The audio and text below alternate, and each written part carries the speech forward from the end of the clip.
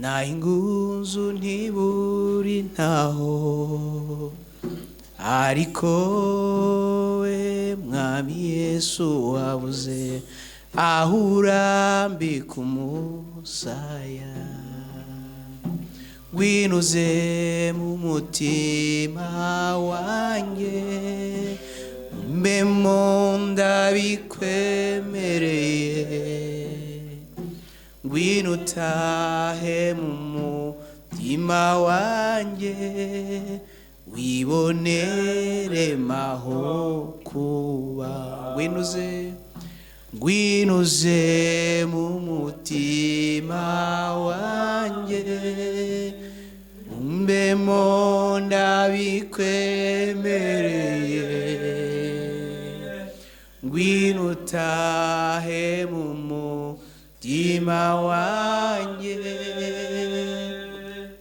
wibonere maho kuba. Alléluia. Amen. Gloire à Dieu. Amen. Je rends grâce à Dieu pour ce matin.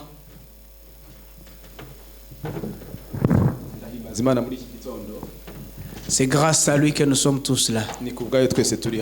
À Dieu soit la gloire. Il est digne de louange, de gloire et de tous les honneurs. Il y a des gens qui ont rendu grâce à Dieu.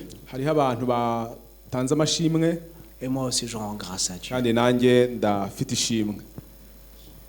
Il y a des choses qu'on peut entendre et penser que c'est simple.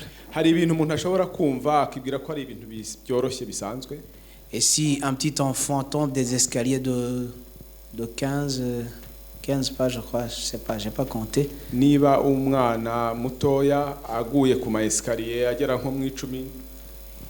Et qui s'en sort vivant, c'est à Dieu que nous devons rendre gloire. Alléluia. Amen.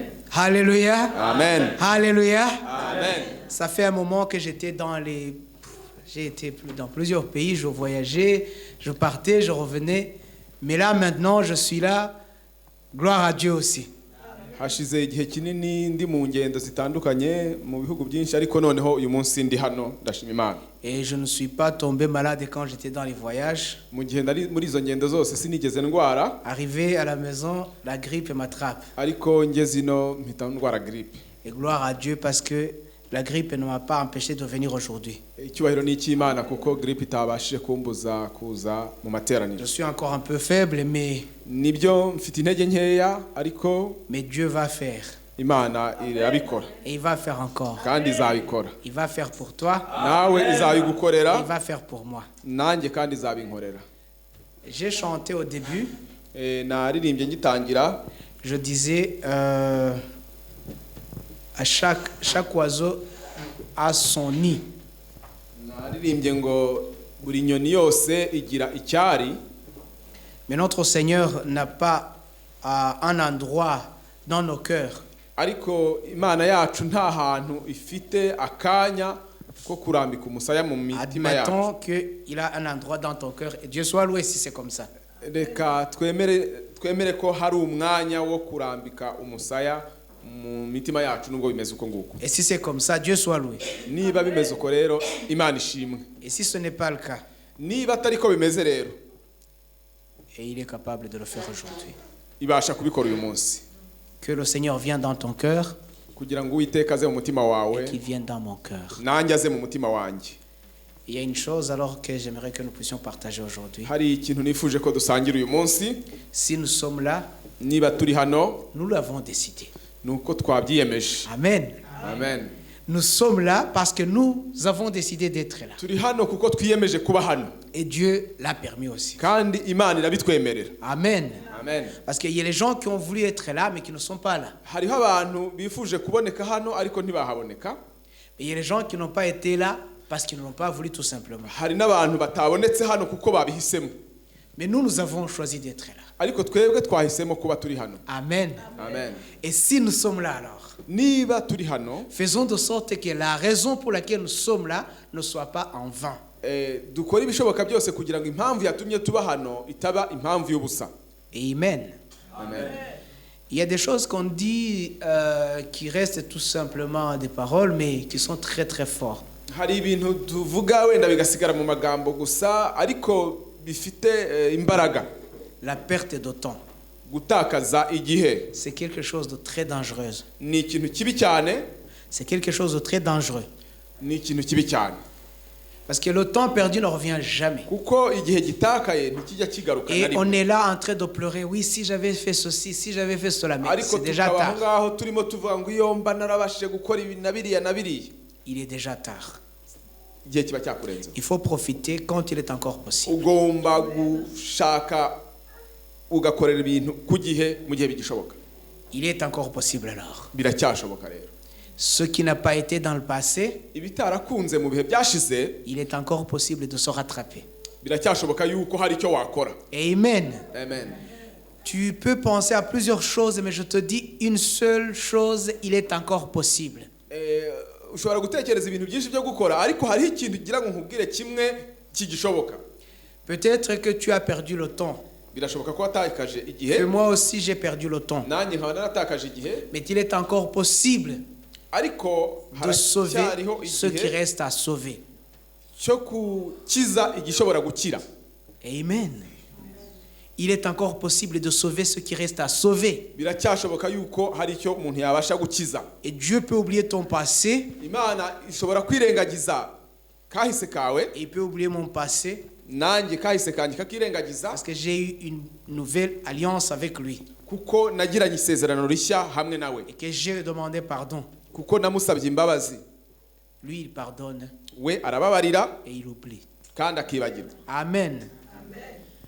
Et pour cela, Kubw'ibyo rero il nous faut une certaine discipline. hari umwitwarariko tugomba kwiha. Nous ne pouvons rien faire sans discipline. Ntacyo dushobora gukora tutafite inyifato nziza. Aujourd'hui, nous allons parler sur une discipline victorieuse. Uyu munsi tugiye kuganira ku nyifato ishobora kugeza ku ntsinzi. Une discipline victorieuse. Inyifato ishobora kukugeza ku ntsinzi runaka. Une discipline, je dirais que c'est une sorte de règle de conduite qu'on s'impose. Navuga ko iyo nyifato ni amabwiriza wiha wowe yo gukurikiza pour atteindre un objectif. Kugira ngo ugere ku ntego runaka. Je répète. Ndasubiramo. Ce sont des règles de conduite na mabwiriza wiha wowe qu'on s'impose pour atteindre un objectif. Umuntu yiha kugira ngo agere ku ntego runaka. Et ces règles, kandi ayo mabwiriza umuntu yihitiyemo, c'est pas une partie de plaisir. Ntabwo ari igice cy'ibyishimo umuntu yiha. Ntabwo ari ibintu. Oui, c'est pas facile. C'est pas une partie de plaisir. Ça veut dire tout simplement c'est pas facile. Ntabwo byoroshye. Ça demande hari icyo bisaba de faire souvent ce qu'on ne veut pas, mais ce qu'il faut faire. Hari igihe bigusaba gukora ibyo udashaka ko ukora ariko ari byo bikenewe. En fait, le vouloir et le devoir se contredit quand on commence à s'imposer une discipline. Ibyo usabwa n'ibyo ugomba hari igihe bihushanya bitewe n'icyo ushaka kugeraho. Dans ce cas-là, il faut faire un choix. Muri icyo gihe rero uhigira icyo uhitamo. Faire un devoir ugakora icyo usabwa ou faire ce qu'on veut. Cyangwa ugakora icyo ushaka. Je vais donner un petit exemple. Ndatanga urugero rutoya. Je suis encore un peu grippé. Ndacyafite grippe.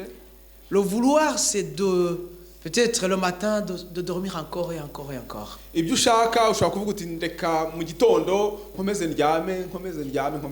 Mais le devoir, c'est que je dois aller à l'église. Ariko icyo ngomba gukora nuko ngomba kujya ku rusengero. Alors je dois faire les efforts. Ngomba gushyiramo imbaraga. Le devoir est plus précieux. Icyo nsabwa kirahenze gifite agaciro kanini. Parce que le devoir a un objectif. Kuko icyo nsabwa gifite intego ngomba kugeraho. Amen. Je donne un autre exemple. Ndatanga urundi rugero rutoya. Il y a certains jeunes étudiants ou élèves. Babanyeshuri Chaque matin, buri gitondo On est obligé de se réveiller, qu'il neige, qu'il pleuve, qu'il fasse quoi. On umuntu se wese réveille. aba agomba gukanguka mu gitondo haba hameze neza cyangwa hameze nabi igwa cyangwa hari neige. On se sentirait mieux si on dormait encore et encore. mu by'ukuri wakagumye kumererwa neza wigumiye mu buriri bwawe, Mais il y a un devoir. ariko icyo ugomba gukora On doit aller à l'école. ugomba kujya ku ishuri. Il y a pourquoi il faut aller à l'école. Hari impamvu ituma ujya ku ishuri, Après l'école, nuko nyuma il y'amashuri y a l'avenir. hari kazoza keza, Mais parce qu'il y a un objectif d'un avenir. kuko hari intego On y'igihe y kizaza, va. ujyayo Dans la neige, ukajyayo mu dans bihe la pluie, bibi, imvura dans igwa, le froid, hakonje, dans le chaud, hashyushye, peu importe. uko haba hameze kose devoir. ujyayo. Icyo usabwa gukora, icyo ugomba gukora, Des règles de conduite qu'on s'impose, amabwiriza y'imyitwarire wiha, où il faut faire le devoir plutôt que le vouloir. aho ugomba gukora ibyo ugomba gukora kuruta ibyo ushaka wowe gusa. Vous qui travaillez, Abakora c'est pas tout le temps très amusant d'aller travailler. ntago buri gihe bishimisha kujya gukora. Des fois, on est très fatigué. Rimwe na rimwe hari igihe uba unaniwe, On aurait 1000 raisons de rester à la maison. ukaba ufite impamvu nyinshi zatuma uguma mu rugo, Mais il y a un devoir. ariko hari icyo ugomba gukora. Et ce devoir nous appelle Icyo ugomba gukora kiraguhamagara. et fait à ce que nous faisons taire le vouloir. Reka rero dukore ibishoboka byose kugira ngo ibyo dushaka biceceke.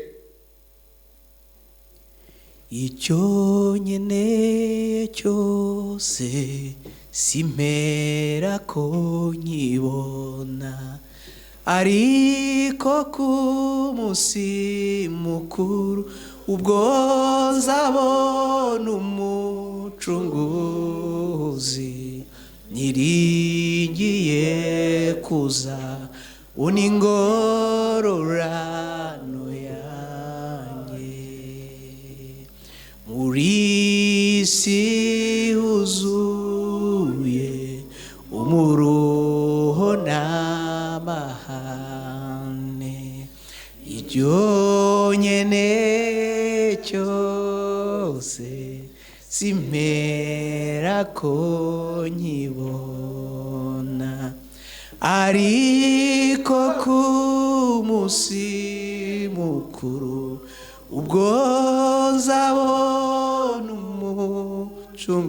umucunguzi, niringiye kuza bona ingororano yanjye. Alléluia. Alléluia.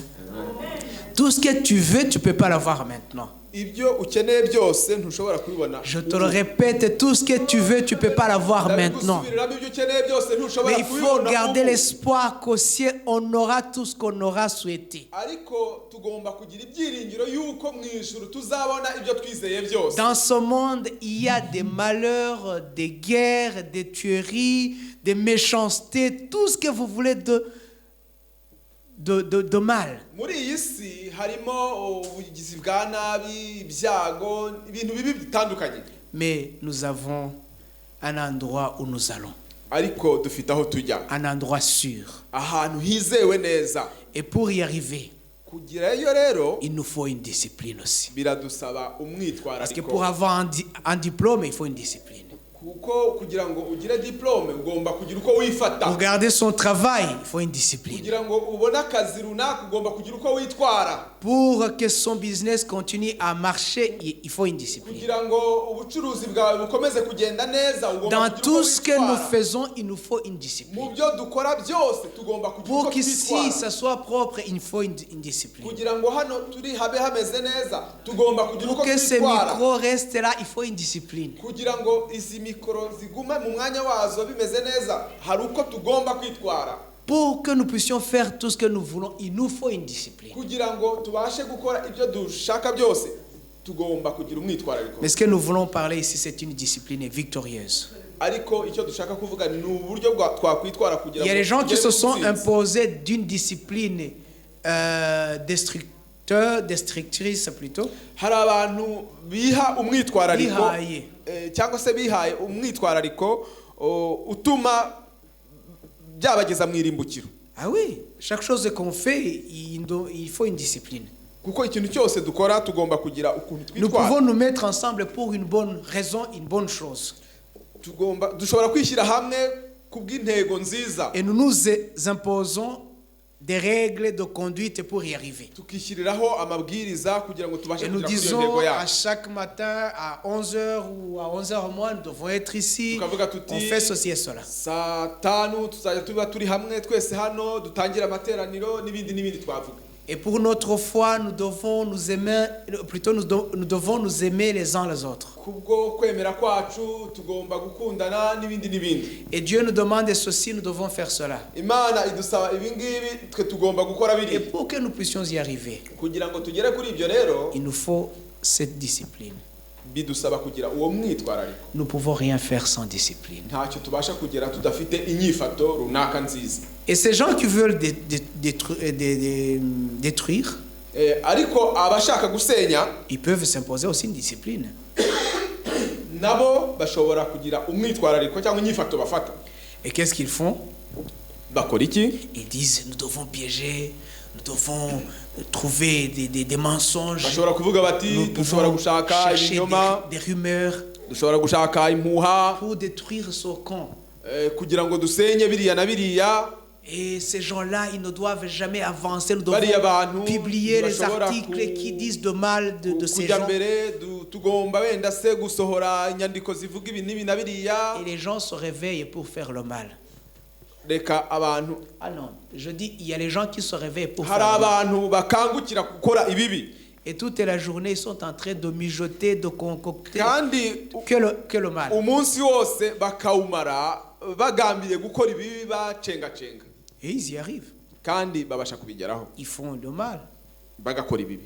Mais nous, Ariko twebwe au contraire, ikinyuranye nabo imposons-nous une discipline victorieuse pour faire le bien. twihe inyifato nziza izatugeza ku bintu byiza cyangwa se ku ntsinzi. Alléluia. Amen. Nous allons lire la Bible. Reka dusome ijambo ry'Imana.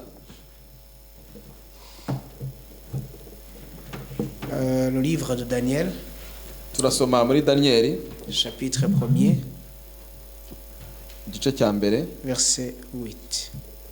umurongo w'8. Daniel, chapitre 1er, verset 8. Daniyeli igice cya mbere ku murongo w'8 Il est écrit: haranditswe ngo Et Daniel arrêta dans son cœur qui ne se soucierait point par les mets délicats du roi et par le vin qu'il buvait, et il demanda au prince des eunuques de lui permettre de ne pas se souiller. Amen. maze Daniyeli agambirira mu mutima we kutaziyandurisha ibyo kurya by'umwami cyangwa vino yanywaga, aricyo cyatumye yinginga uwo mutware w'inkone kugira ngo atiyanduza. Amen. Je dois vous dire une petite chose. Ndashaka kubabwira ikintu gitoya. Il y a des fois, nous trouvons des excuses de ne pas faire le bien. Hari igihe tujya dushaka impamvu zituma tudakora ibyiza. Ici, Daniel était déporté. Hano Daniyeli yari umunyagano.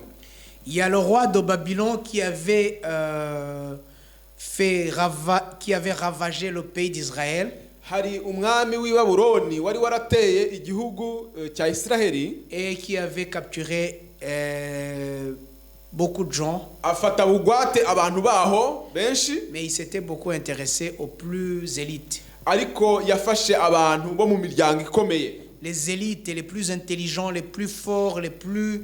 abantu b'abanyabwenge, Positionnés abantu bafite imbaraga dans le cyangwa b'abatunzi. Alors les gens qui pouvaient être les guides du pays d'Israël, Abantu bashoboraga kuba bageza ku kintu kigaragara igihugu cya Israheli, il les a tous capturés. bose yabafashe bunyago Il les a arabajyana, emmenés à Babylone. abajyana i Babuloni. Arrivé à Babylone, Bamaze kugera i Babuloni, il y a quelque chose qu'il a fait. hari ikintu yabakoreye. Il les a intimidés. yabateye ubwoba, Il les a intimidés. abatera ubwoba, Je répète, il les a intimidés. yabateye ubwoba. Le diable nous intimide. Satani ajya adutera Il ubwoba nous dit que c'est impossible. akatubwira ko bidashoboka, Et il nous dit que c'est fini. atubwira ko byarangiye, Il nous dit que nous ne valons plus rien. atubwira ko nta gaciro dufite. Mais je dis non. Ariko ndavuga ngo oya, C'est pas fini. ntago byarangiye. Nous avons une valeur. Dufite agaciro, Une valeur à défendre. agaciro ko kurinda. Alléluia. Amen. Alléluia. Amen. Et pour défendre notre valeur, Kugira ngo ako gaciro rero il faut dufite que nous nous tukarinde, rappelions. nuko twibuka. Alors ici, Daniel, Hano Daniyeli il avait accueilli des connaissances des dieux païennes. hari ubumenyi buturuka mu mana z'abapagani yari yaramenye. Il a été obligé d'apprendre des connaissances des Babyloniens. Ubwo buhanga bwaho bw'i Babuloni Il arabwiga, a été obligé de s'initier. biba ngombwa arabyimenyereza byose. Il était sous contrôle des Babyloniens. Mu by'ukuri yagengwaga n'abantu b'i Babuloni, Il mangeait grâce aux Babyloniens. yaryaga ku bw'abo bantu b'i Il Babuloni, pouvait s'habiller grâce aux Babyloniens.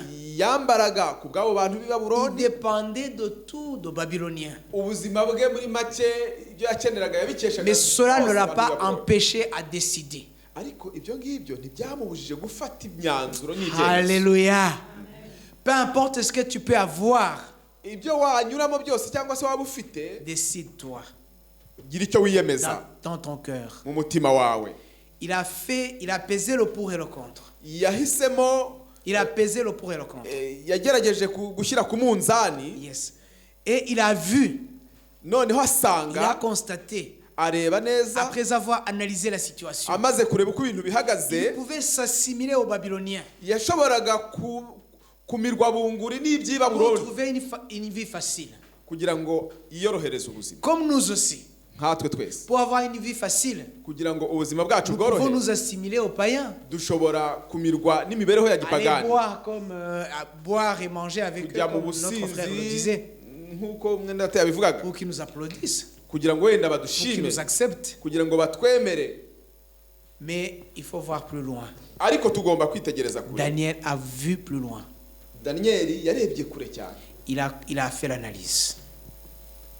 aragenzura L'analyse de la neza situation. uko ibintu byari bihagaze. Vous savez ce que nous faisons Muzi icyo dukora, a une fin. Tout ce que nous faisons a une fin. ibyo dukora byose bifite iherezo. Il faut analyser.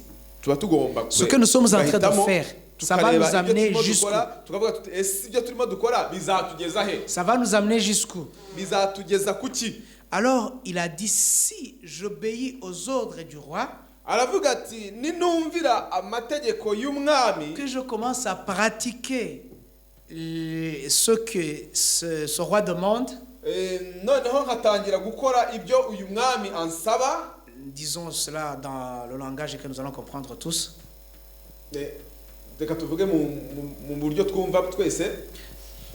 Si je ne pratique pas ce que les autres font, Niba ntari gukora ibyo abandi barimo bakora, je ne m'habille pas comme ils s'habillent, sinambare nk'uko barimo je ne mange pas bambara, comme ils mangent, sindye nk'uko barimo je ne barya, parle pas comme ils parlent, simvuge nk'uko bavuga, je ne m'amuse pas comme ils s'amusent. sinkore imikino nk'uko bayikina. Ils vont me prendre pour un fou, Baraza kumfata nk'umusazi, pour un dépassé, baraza kumfata nk'umuntu utazi ibigezweho, un déconnecté, nk'umuntu utazi aho iterambere un rigeze, dépaysé, nk'umuntu w'umuturage, tout ce que vous voulez. ibyo umuntu yatekereza byose. Mais lui, il a vu trop plus loin. Ariko we areba kure, Il a vu que s'il commençait à obéir les ordres du roi, arareba asanga nakomeza kumvira ayo non mategeko seulement il allait y'umwami, abandonner son Dieu, icya mbere biratuma mais ata imana il ye, allait aussi vendre son peuple. kandi arabagurishije ubwoko bwe. Et par après, qu'est-ce qui allait se passer? Nyuma yaho rero yahisemo iki, yakoze iki? Non, qu'est-ce qui allait se passer par Ni iki après? cyari gukurikira nyuma yaho? Il n'allait pas être respecté à Babylone, Ntabwo yari kubahwa i Babuloni, et il n'allait pas aussi défendre ses valeurs. kandi ntiyashoboraga Il perdrait tout. kubasha kurengera Parce que les gens qui ibyo yemera. abandonnent la vie chrétienne Hari igihe rero abantu bata ubuzima bwa gikristo, n'arrivent pas à réussir dans la vie païenne non plus. noneho no mu buzima bwa gipagani agiyemo ntabashe Et il n'est kwitwaramo ni neza, païen confirmé, ntabwo ari umupagani wuzuye il n'est ni chrétien. ariko si n'umukirisitu. Les païens ne l'acceptent pas parce qu'il n'est pas vraiment, il n'a pas d'expérience dans le paganisme. ntibamwemera Et il ne peut pas être accepté dans les chrétiens non plus parce kandi qu'il no mu bantu il a trahi bakijijwe bazi la foi. Imana nabo ntibamwemere. Et il reste quelqu'un sans position. Noneho akaba umuntu udafite aho ahagaze muri make. Alors Daniel se positionne. Ariko Daniyeli we afata icyemezo cyo kugira aho ahagarara. Comme toi et moi, nous pouvons prendre une décision de se positionner. Nkuko we nanjye dushobora gufata icyemezo cyo kugira aho duhagarara. Après avoir analysé la situation, Tumaze kubona uko ibintu bimeze, il décide dans son cœur. afata icyemezo mu mutima we. Il dit, je ne mangerai pas sur cette nourriture. Aravuga ati sinzarya kuri ibi byo kurya Cette byanjye. nourriture a été sacrifiée pour les idoles. Ibi byo kurya byamurikishirijwe ibigirwamana. Et moi, j'obéis à mon Dieu. Kandi njyewe nubaha Imana. Et mon Dieu viendra à mon secours. Kandi Imana izantabara. Je sais que mon Dieu interviendra. Nzi ko Imana yanjye izantabara. Je sais que je n'ai plus de poids ici. Nzi ko nta mbaraga mfite aha Je sais que hantu. je suis déporté ici. Nzi ko ndi umucakara aha Je sais que je hantu. suis étranger ici. Nzi ko ndi umunyamahanga aha Je hantu. sais qu'on m'identifie à tous les mots. Nzi ko bagira uko banyita, Mais ariko je fais confiance à mon Dieu. mfitiye icyizere Imana yanjye. Je lui ferai toujours confiance. Kandi nzakomeza kwigirira Je icyizere. décide dans mon cœur. Bifashe nk'umwanzuro mu mutima wanjye. Et tout le reste, Dieu s'en chargera. Ibisigaye Imana En izabyimenya. fait, le combat que nous avons, c'est de décider Mu d'abord. by'ukuri intambara turwana ni ugufata uwo mwanzuro Et twebwe. quand on décide dans son cœur Iyo ubibyemeje mu mutima wawe et on fait le choix, ukabihitamwo, c'est à ce moment-là naho ngaho que Dieu commence à agir. Imana itangira gukora. Pendant que tu penses, Ukibitekereza, pendant que tu doutes, ugishidikanya, Dieu attend à ce que tu te décides. Imana irindiriye yuko ufata Dieu icyemezo. attend à ce que tu puisses prendre parti. Imana irindiriye yuko ugira icyo wiyemeza. Et quand tu prends parti, Ariko umaze kugira aho uhagarara, tu acceptes des risques. ukagira ibyo wiyemeza, ukiyemeza ingaruka z'ibyo uhisemo, ukabyirengera, Et Dieu le voit. Imana ikabibona Et il intervient. kandi izagutabara. Daniel avait accepté tous les risques qui allaient lui tomber dessus. Daniyeli yari yamaze kwiyemeza ingorane zose zizamwituraho. Et c'est à ce moment-là que Dieu agit. Aho niho Imana yamutabaye. Alléluia. Alléluia. Amen. Il décide dans son cœur. Yiyemeza mu mutima we. Et je vais vous dire une chose. Ndenda kubabwira ikintu. Quand nous prenons une bonne décision dans nos Iyo cœurs, dufashe icyemezo cyiza mu mitima yacu, nous commençons à voir les conseils de Dieu. dutangira kubona inama Parce que nous avons bien décidé. kuko twahisemo neza cyangwa se twiyemeje neza. Et Dieu commence à nous parler. Imana igatangira Et Dieu commence à kutuvugisha. éclairer Imana igatangira notre kutumurikira. chemin. Ikatumurikira Qu'est-ce qui inzira s'est yacu. passé? Bigenda gute rero? Quand il s'est décidé, Akimara kwiyemeza, au même moment, akimaze gufata uwo il avait mwanzuro muri ako accepté tous les kanya, risques. amaze kwirengera Et Dieu ibizakurikira byose, commence à lui parler. Imana itangira kumuganiriza. Et il commence à avoir une révélation. Noneho atangira kugira ihishurirwa. Tu n'auras jamais de révélation si tu t'es pas décidé. Ntabwo uzigera ugira iryo hishurirwa mu gihe Parce qu'une révélation, c'est pas quelque chose qu'on invente. kuko ntabwo ihishurirwa ari ikintu umuntu yihimbira. Non, c'est quelque chose qui vient de Dieu Ni ikintu kiva ku Mana pour aider la personne kugira ngo gifashe à umuntu suivre runaka le chemin. kugira ngo akomeze iyo nzira. Amen. Et Dieu te révèle des choses que tu ne savais pas. Kandi Imana iguhishurira Et ibintu Dieu te fait dire utaruzi. des choses que tu n'avais même pas pensé. Imana ikakubwira ibintu utari warigeze unatekereza. Alors, quand Daniel s'était décidé, Mu gihe rero Daniyeli yari amaze gufata umwanzuro, celui qui devait lui donner à manger, uwagombaga kumuha ibyo kurya il a eu peur. yagize ubwoba. C'est pas normal. Aravuga ati ntabwo bisanzwe. Un captif Umuntu w'umunyagano qui défie le roi. akavuguruza umwami. Mais au nom de Dieu, il a fait. Mu izina ry'Imana yarabikoze. Alors, il commence à négocier. Atangira rero kugirana imishyikirano wari ubashinzwe. Les gens qui nous oppriment, Abantu baturenganya, quand ils verront que nous avons pris une bonne décision, igihe cyose bazabona yuko twafashe umwanzuro mwiza, ils vont commencer à négocier. bazatangira Parce qu'ils kutwegera. n'auront plus de poids sur nous. kuko nta gaciro cyangwa nta mbaraga bazaba bafite kuri Quand nous twebwe, décidons de la part de Dieu, kuko niba dufata imyanzuro myiza automatiquement nous mu avons le nzira poids. z'Imana tuzahita tugira imbaraga. Et quand nous avons le poids, Tumaze kugira imbaraga, les négociations commencent. iyo mishyikirano izaza. Et quand les négociations commencent, Iyo mishyikirano itangiye, nous avons le dernier mot. tuzaba dufite ijambo rya nyuma. Parce que celui qui parle au travers nous, Kuko utuvugira cyangwa Celui qui a utuvugira le muri dernier twe mot. niwe ufite ijambo et rya nous nyuma, aurons le dernier mot. kandi natwe icyo gihe tuzagira Daniel ijambo a eu rya le dernier nyuma. mot. Kandi Daniyeli yagize ijambo rya Qu'est-ce qui nyuma. s'est passé? Byagenze gute? Est-ce que nous sommes ensemble? Ese turi kumwe? Tout le monde? Buri Je ne wese? crois pas. Siko mbitekereza. Qu'est-ce qui s'est passé avec Daniel? Byagenze gute hamwe na Daniyeli? Il a dit à la personne qui lui demandait et qui lui montrait ce qu'il fallait manger pour obéir au roi. Yabwiye umutware wari ushinzwe kureba imirire yabo, Alors, il a eu une révélation. agira ihishurirwa, Il lui dit, aramubwira ati s'il te plaît, ndakwiginze, donne-moi une semaine. mpa icyumweru kimwe, Donne-moi cette nourriture qui n'est pas consacrée aux idoles. mpa biriya biribwa bitaterekeshejwe ibigirwamana. Donne-moi des lentilles, ou je dirais des haricots si vous connaissez les haricots. Yenda n'urugero ati nk'ibishyimbo Ah oui, des lentilles. cyangwa se Et un peu de légumes.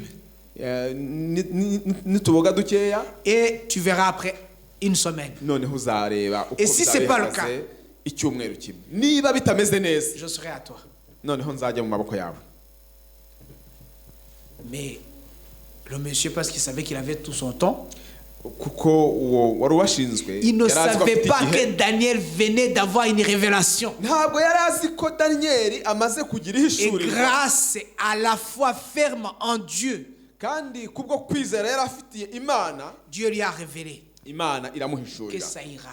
ko bizagenda Et ça a neza, fonctionné. kandi byagenze Si tu neza. as une ferme assurance, Niba ufite ukwizera udashidikanya En Dieu. mu Mana, Dieu te révélera. Imana izaguhishurira, Et ça fonctionnera. kandi bizagenda Ça a neza. fonctionné pour Daniel. Byaragenze On lui a neza donné kubwa une Daniyeli, yamuhaye icyumweru Une kimwe. semaine après, Nyuma y'icyumweru, lui et ses amis, je n'ai pas parlé de ses we amis, je l'ai fait n'inshuti exprès. ze Quand on les a regardés, babitegereje we ils n'abagenzi étaient be, mieux que les autres qui mangeaient de la bameze viande. neza kuruta ba bandi baryaga inyama. Les choses de Dieu fonctionnent. Ibintu by'Imana Ça birakora, fonctionne. ibintu by'Imana Ça birakora, fonctionne. ibintu Mais by'Imana il nous birakora. faut une discipline. Ariko biradusaba kugira inyifato On ne nziza. pourra jamais réussir sans s'imposer d'une Nta discipline. kintu dushobora kugeraho tudafite inyifato isobanutse. Et je vais vous lire un verset. Ndashaka kubasomera umurongo hano, Le chapitre 6, ibice bitandatu, verset 5 ou 6, ça dépend des versions. Chapitre 6, ibice bitandatu, verset 4 ou 5 plutôt. umurongo wa 4 n'uwa 5 biterwa na version.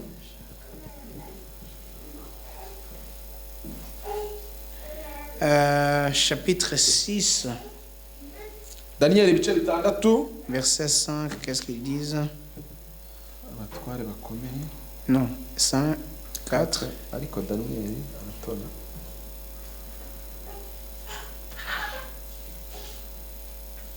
Daniel chapitre 6.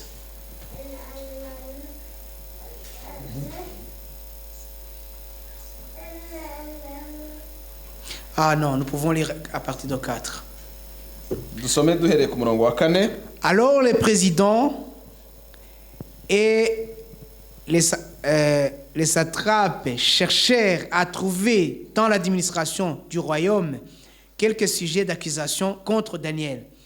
Et ils ne pouvaient trouver aucun sujet d'accusation ni aucune faute parce qu'il était fidèle.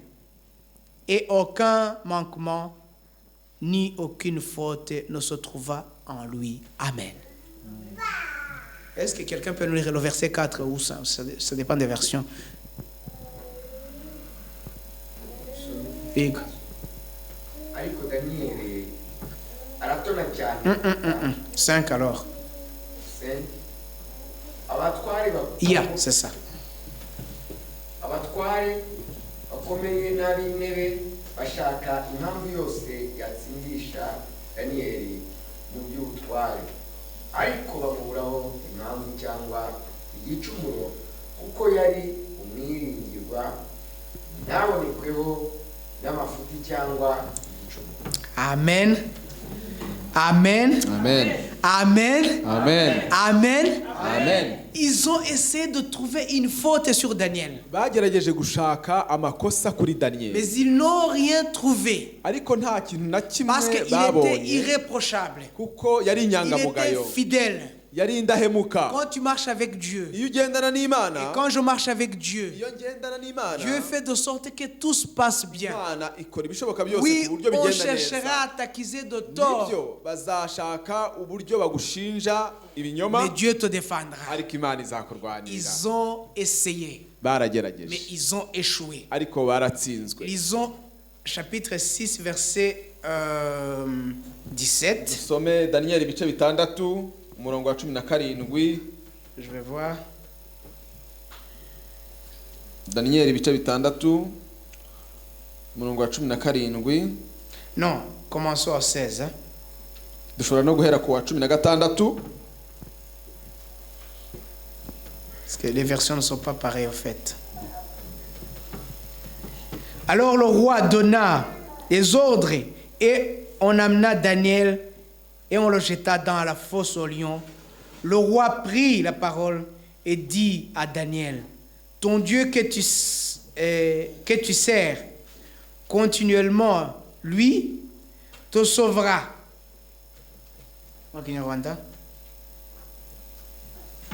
Iyo dusome guhera kuri 16 atubwiye ngo ba bagabo bongera guteranira ibwami babwira umwami bati nyagasani umenye ko ari itegeko y'abamedi n'abaperesi ngo nta tegeko Non, somme umurongo ukurikira. Le 17 alors pour toi, je crois.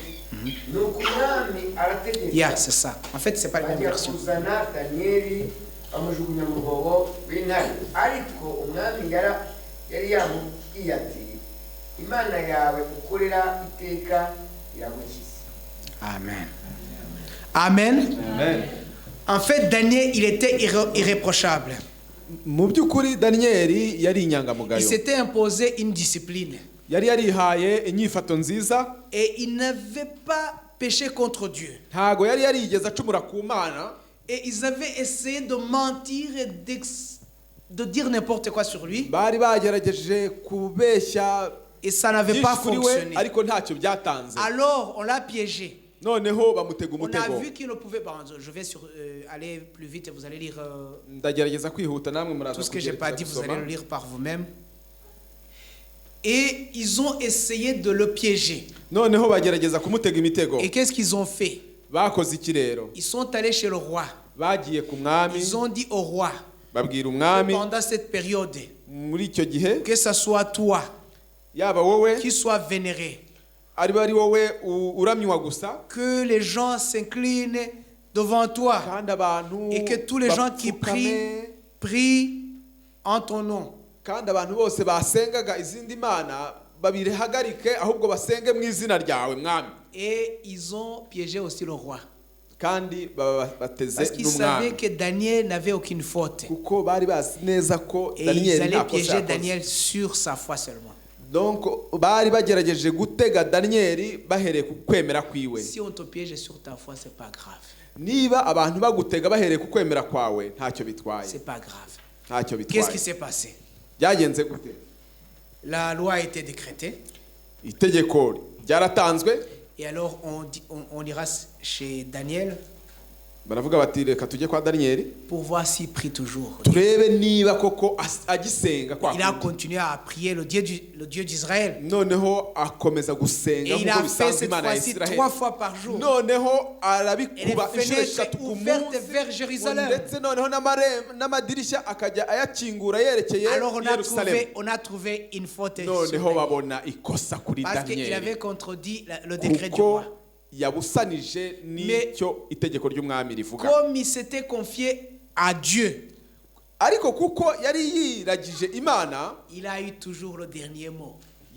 byatumye agira ijambo rya nyuma. Alléluia. Amen.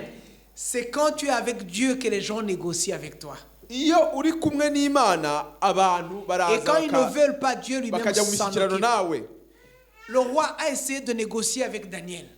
kuko umwami yagerageje gufata Parce que le roi avait commencé à kujya avoir peur de la puissance de Dieu. impaka cyangwa se kugirana imishyikirano na Daniyeli, Le roi lui-même ne voyait aucune faute chez Daniel. kuko umwami ubwe nawe nta kosa C'est yabonaga kuri pourquoi il lui a Daniyeli. dit ceci. Niyo mpamvu umwami yavuze aya Le magambo Dieu que tu sers, ati imana usenga te ukorera sauvera. izagukiza, et Dieu l'a fait.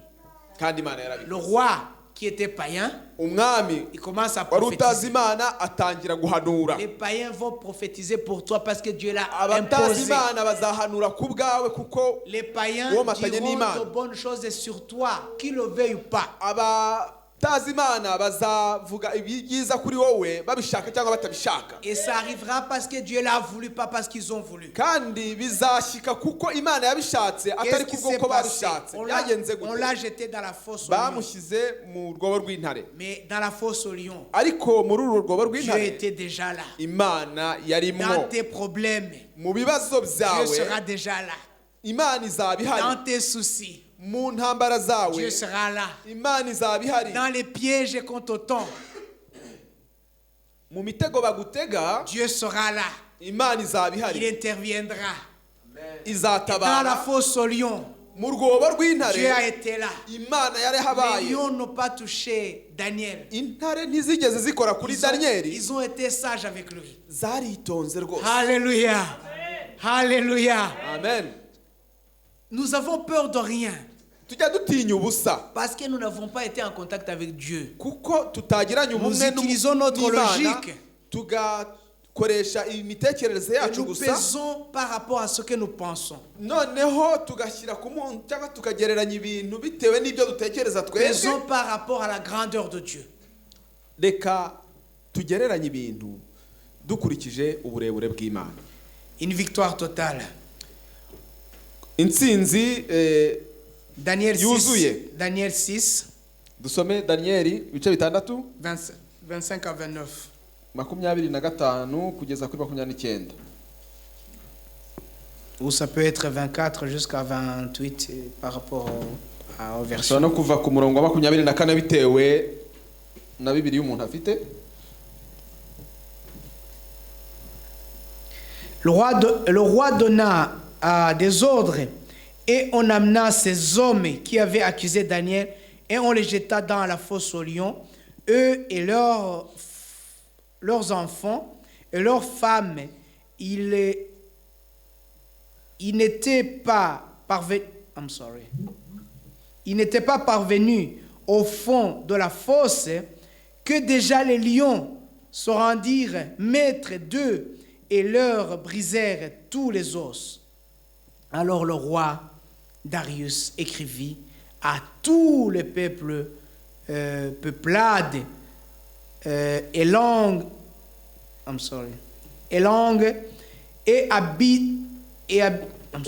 qui habitent plutôt sur toute la terre, que votre paix soit multipliée. De par moi, l'ordre est donné que dans tous les gouvernements de mon royaume, on tremble devant le Dieu de Daniel et on le craigne, car il est le Dieu vivant. Il subsiste à jamais et son royaume est un royaume qui ne sera pas détruit et sa domination durera jusqu'à la fin. Amen. Est-ce que Kuva kuri 24 jusqu'à 25 ça va aller, c'est bon. umwami aherako anezerwa cyane ategeka ko bakura Jusqu'à Daniyeli 26 plutôt. mu rwobo, nuko bakuramo basanga ntacyo yabaye kuko yari yiringiye Imana ye. Maze umwami ategeka ko bamuzanira ba bagabo bareze Daniyeli, babazana n'abagore babo n'abana babo, babajugunya muri urwo rwobo rw'intare, zibasamira mu kirere, zibamenagura n'amagufwa yabo batararushya bagera mu rwobo hasi. Umwami Dariyo aherako yandikira abantu b'amoko yose n'indimi zitari zimwe batuye mu isi yose ati: amahoro agwire muri mwe. Nshyizeho itegeko ngo abantu bo mu batware bwose bwo mu gihugu cyanjye bajye bubaha imana ya Daniyeli bahindira imishyitsi imbere yayo kuko ariyo mana nzima ihoraho iteka ryose. Ubwami bwayo ntibuzarimburwa kandi ubutegetsi bwayo buzagera ku mperuka. Niyo irokora igakiza, ikora ibimenyetso n'ibitangaza mu ijuru no mu isi, kandi niyo yakijije Daniyeli inzara z'intare. Nuko ku ngoma ya Dariyo no ku ngoma ya Kuro w'Ubuperesi Daniyeli agubwa neza. Amen. Amen. Mais une chose que j'ai pas dite, hari ikintu ntabashe kuvuga. quand Dieu est avec nous, Iyo Imana iri mu ruhande rwacu, il imposera aux gens izategeka abandi de nous bantu respecter kutwubaha et de s'inquiéter à notre sujet. kandi bakatugirira igishyika. Qu'est-ce qui s'est passé avec le roi? Byagenze gute hamwe Le n'umwami? roi qui avait pris la décision de faire jeter Daniel dans la fosse aux lions. Umwami wari wafashe umwanzuro wo kujugunya Il Daniyeli n'a mu pas rwobo rw'intare. dormi. Ntago yigeze asinzira. Dieu va faire de sorte que les gens ne dorment pas à cause de toi. Imana izakora ibishoboka byose Dieu fera de kugira ngo sorte abantu que les gens qui badasinzira ku font bwawe, du mal puissent trembler devant toi. kandi abo bantu bagambirira kukugirira nabi bazihindira umushyitsi Dieu imbere fera yawe. de sorte qu'il n'y ait pas de sommeil. Imana izababuza ibitotsi. Dieu s'en chargera. Imana izabyitaho. Alors le ubwayo. roi n'a pas pu dormir. Umwami Et ntiyasinziriye. au verset 19, Ku murongo wa 19, le roi se leva avec l'aurore et au point du jour, et il s'en alla à la hâte, à la fosse aux lions. Et comme il s'approchait à la fosse, il cria à Daniel d'une voix triste.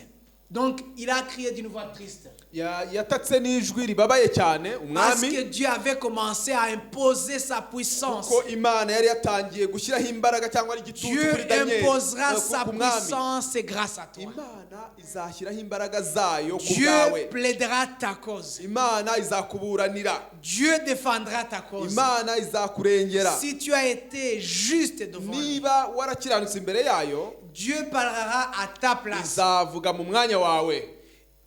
Tu n'as pas besoin de t'expliquer trop. Ntabwo uzakenera umwanya wo kwisobanura Dieu te byinshi. défendra. Imana izagusobanura Reste bijyanye. fidèle. Wowe Reste umana juste. nayo uyikiranukire, Aime jusqu'à la mort. uyikunde kugeza ku gupfa Pardonne. kwawe. Aime jusqu'à la mort. Kunda kugeza gupfa Pardonne jusqu'à la mort. kandi ubabarire kugeza Fais gupfa. le bien contre le mal. Ukore icyiza kuruta ikibi. Fais le bien contre le mal. Neshesha ikibi icyiza. Alléluia. Amen. Alléluia. Et qu'est-ce que Daniel a dit? Daniyeli yavuze ngo iki? Le roi prit la parole et dit à Daniel, Daniel, serviteur de Dieu, vivant, ton Dieu que tu sers continuellement, a-t-il pu te délivrer des lions? Et le verset 20. Ati, Daniel, mugaragu w'Imana, ukorera Imana ihoraho, ese Imana yabashije kukurinda mu rwobo rw'intare? Oui, Dieu l'a fait. Alors Daniel parla au roi. Et c'est ça que je vais terminer sur ceci. Daniyeli asubiza umwami ati, Voilà. Nyagasani uhoraho. Voilà, je dis en français. Ô roi, vis à jamais. Mon Dieu a envoyé son ange et a fermé la gueule des lions et ils ne m'ont fait aucun mal parce que devant lui, l'innocence s'est trouvée et en moi, devant toi non plus. Ô roi, je n'ai rien fait de mal. Amen. Imana yanjye yohereje marayika wayo abumba iminwa y'intare, ntacyo zantwaye kuko nabonetse imbere yayo ntafite icyaha, kandi nawe Nyagasani ntacyo nagucumuyeho. Umwami ahera ko anezerwa cyane, ategeka ko bakura Daniyeli mu rwobo. Nuko Voici une discipline victorieuse. iyi niyo nyifato igeza ku ntsinzi. Une victoire Ubutsinzi où Daniel ne s'est pas battu. intsinzi Daniyeli atigeze arwanirira, Dieu a combattu pour lui. ahubwo Imana yaramurwaniriye. Mais comment est-ce que lui il a fait? We yakoze iki? Il est resté fidèle à Dieu. We yagumye Il est gukiranukira Imana, resté juste, aguma gukiranukira Imana, irréprochable.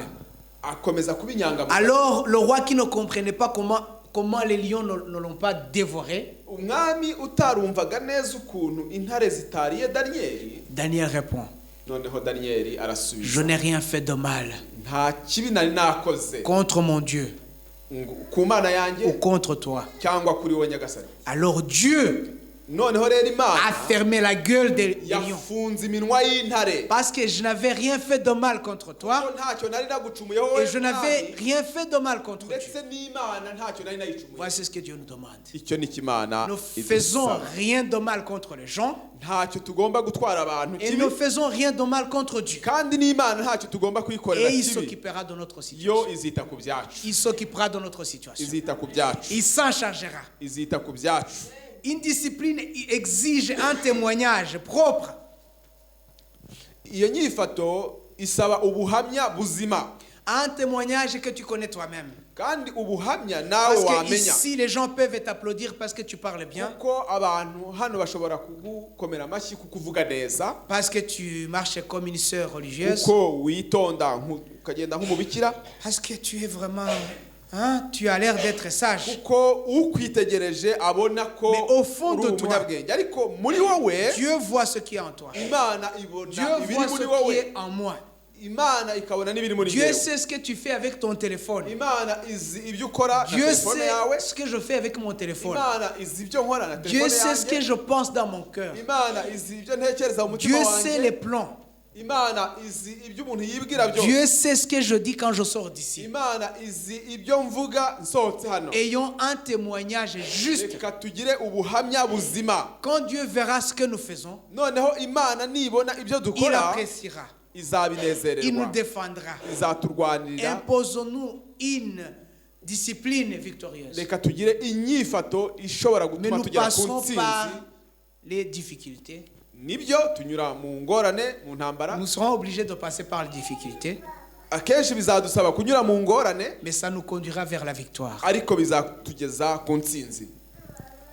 Est-ce que, Ese après cet exemple de Daniel et les amis que je n'ai pas parlé, nyuma y'urwo rugero rwa Daniyeli ndetse na qui bagenzi avaient be fait face ntavuze, à l'acquisition des connaissances étrangères comme toi et moi, bahuye n'ubuzima bw'ahandi hantu batari baramenye, qui avaient été Ah, identifiés aux dieux des étrangers, bigatuma il bibona leur avait donné même les noms des gens qui bigatuma signifiaient des- bibona mu mana z'inyamahanga, ndetse bari barahawe n'amazina et y'izo qui mana avaient z'inyamahanga. une prescription des règles alimentaires Hari amabwiriza n'amategeko bari barahawe ajyanye n'imirire y'aho hantu bari bari. ils avaient beaucoup de choses à faire face. Hari ibintu byinshi bagombaga guhangana nabyo by'aho hantu bari Mais baragiye, ils sont sortis victorieux. ariko basohotse bafite intsinzi, Parce que Daniel n'avait rien fait contre son Dieu. kuko Daniyeli ntacyo yari yacumuriye Imana ye, Et Daniel n'avait rien fait contre son roi. kandi Daniyeli ntacyo yari yacumuriye n'umwami. Examinez-nous. Reka twigenzure, Lisons un verset, nous allons prier. tugiye gusoma Dans le umurongo Nouveau umwe Testament. ubundi dusenge. 1 Jean, Muri Yohana wa mbere, 1 Jean, Yohana wa mbere, 1 Jean, isezerano rishya, chapitre 3. 1 Jean, chapitre 3, Yohana wa mbere ibice bitatu, verset 21. umurongo wa 21. Il est écrit, Haranditswe ngo, mais dans d'autres versions c'est verset 20, donc c'est bizarre avec ma Bible ici. hari aho ushobora gusanga biri ku murongo wa 20. Si notre cœur ne nous condamne, Dieu est plus grand que notre cœur. Il sait toutes choses. Nubwo imitima yacu iducira urubanza, kuko Imana iruta imitima yacu kandi izi byose. Bien-aimé, 21. Si notre cœur ne nous condamne pas, en fait c'est 21 ici, c'est bon. Prenons 21. Si notre cœur ne nous condamne pas, nous avons l'assurance envers Dieu. Bakundwa, imitima yacu nitaducira urubanza, turatinyuka imbere y'Imana. Si notre cœur ne nous condamne pas devant Dieu, niba imitima yacu itaducira urubanza nous imbere avons y'Imana, l'assurance envers notre Dieu. tugira ibyiringiro imbere y'Imana. Qu'est-ce que ton cœur te dit? Wowe umutima wawe ukubwira iki? Est-ce que tu as pu te maîtriser dans des situations qui t'ont été difficiles? Ese wabashije kwifata neza mu gihe wari mu bihe bikomeye? Qu'est-ce que ton cœur te dit? Umutima wakubwiye iki? Tu as une discipline victorieuse? Ese inyifato wihaye ibasha kukugeza ku ntsinzi? Est-ce que tu as fait un bon combat? Ese warwanye intambara nziza? Nous allons prier. Tugiye gusenga Imana. J'ai pas besoin de faire le bruit Ntago nkeneye gusakuza pour te cyane rappeler de ce que tu sais. kugira ngo nkwibutse ibyo uzi Toi, nawe. tu connais ton cœur. Wowe uzi umutima wawe, Tu sais ce dont tu as besoin. uzi ibyo ukeneye, Tu sais que tu n'as pas fait un bon combat. uzi ko utarwanye intambara Mais nziza, Dieu est ici. ariko Imana iri hano Il va t'aider. iragufasha. Tiens-toi debout Haguruka et dis-lui, kandi uyibwire uti je me lève, ndahagurutse je vais faire un bon combat. ngiye kurwana intambara Je nziza. me lève, Ndahagurutse je vais m'imposer une discipline. ngiye kwiha Je umwitwarariko me lève. mushya. Ndahagurutse Je vais me donner à toi ngiye kukwihereza, et tu kwiyegurira. vas me guider. Wowe uzanyobora, Tu vas me montrer le chemin. uzanyereka inzira, Tu me donneras des révélations uzampa ihishurirwa et tu viendras à mon secours. kandi uzantabara. J'ai essayé plusieurs fois. Nagerageje ibihe J'ai bitandukanye, échoué. naratsinzwe, Mais là, je viens vers toi. ariko noneho nje imbere yawe. Garde-moi. Ndinda, Combat pour moi. ndwanirira, Parle à ma place. mvugira, Fais-moi de ce que tu veux. ngira ushaka kumba we. Si tu es ici Niba uri hano et que tu veux cela, kandi wifuza ibyo bintu, lève-toi, nous allons prier ensemble. haguruka dusenga Imana. Tu connais ton cœur. Wowe uzi umutima Tu wawe, as besoin d'avoir une discipline. ukeneye Mais umwitwarariko plusieurs fois, mwiza. tu as échoué. Ariko uzi ko ibihe byinshi Mais Dieu est ici pour t'aider. watsinzwe. Lève-toi. Haguruka Il niba va uhari, t'aider. Imana Il va izagufasha. m'aider.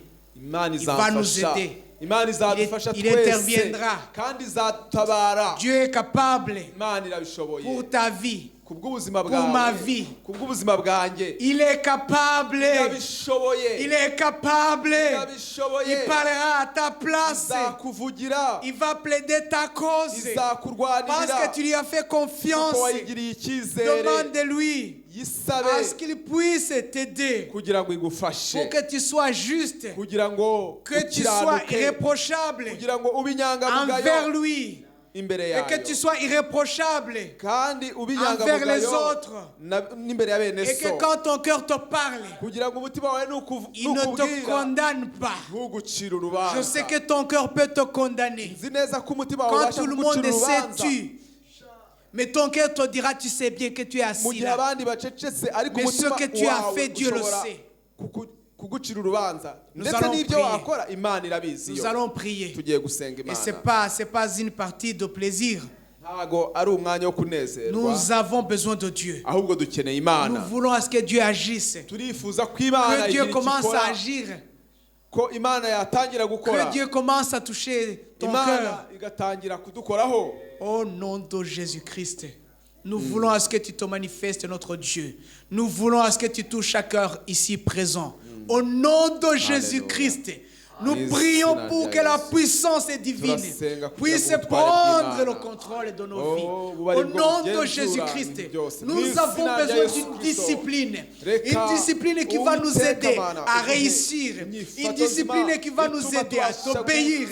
Une discipline qui va nous aider dans nos travaux. Une discipline qui va nous aider à nos maisons, dans nos familles, à notre église. Une discipline qui va nous aider à faire le bien où tout le monde fait le mal. Une discipline qui va nous aider à aimer au moment où les autres sont dans la haine. Au nom de Jésus-Christ, nous voulons une discipline qui va au-delà de ce que les gens disent. Nous voulons une discipline qui nous aide à aller de l'avant. Et que ton nom soit loué, Seigneur. Que ton règne vienne et que ta volonté soit faite. Au nom de Jésus, j'ai ainsi prié. Amen. Que Dieu vous bénisse.